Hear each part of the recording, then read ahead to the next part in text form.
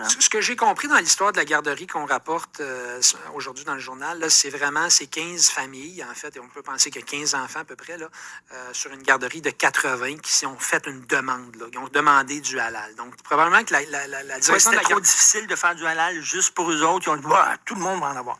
C'est ça, c'est probablement ça qui est arrivé. C'est-à-dire que là, la garderie se retrouve avec une demande pour une quinzaine d'enfants d'avoir du halal. Puis là, ils se disent, bon, ben là, c'est compliqué pour nous de commencer à gérer ça, des menus halal, des menus non halal. Donc, ils ont, visiblement, ils ont décidé de dire, on va mettre ça tout halal. Puis là, après ça, l'argument, c'est toujours de dire, ben, regardez, là, vous qui ne voulez pas nécessairement du halal, ça ne change strictement rien pour vous, à part qu'il n'y aura pas de porc. Mais pour le reste, le poulet, vous ne verrez même pas la différence, tout ça. Mais qu'il n'y a pas de porc, mais l'industrie du porc, ça embauche beaucoup de gens au Québec. Là, s'il y a de plus en plus de demandes comme ça, puis que finalement, il y a telle cafétéria de tel hôpital qui dit non, ça va être tout halal, il n'y aura pas de porc là, il n'y aura pas de porc dans telle garderie, il n'y aura pas de porc dans telle école. Et, à un moment donné, il va y avoir un impact sur l'industrie.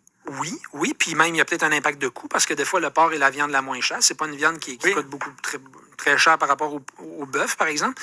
Puis aussi, par rapport à ça, c'est que c'est pas vrai que ça dérange jamais personne qui ne veut pas de halal. Dans le sens que là, moi, j'ai parlé avec un parent qui, lui, est un gars qui est un peu plus, qui a plus de principes, des gens qui ont des principes peuvent être des athées, qui peuvent avoir des principes de laïcité très développés, qui, eux, se font imposer ça. Donc, on accommode un groupe, mais on en désaccommode un autre et on force l'imposition. Il y a quand même une dimension religieuse à ça, là, tu sais. Puis si c'était si anodin que ça, comme me le disait le parent dans mon article, ben pourquoi ceux qui le demandent, ils insistent autant pour que ça soit halal, tu sais, si ça change aussi rien, pourquoi c'est si important pour eux, là, tu sais. Fait que je pense qu'il faut accommoder aussi les gens qui ne veulent pas d'intrusion du religieux dans leur vie. On parle de laïcité de plus en plus au Québec, mais ça, il y a quand même une manifestation de ça, c'est la religion qui rentre dans l'école par le biais de la cafétéria, dans une garderie par le biais de la cafétéria, etc.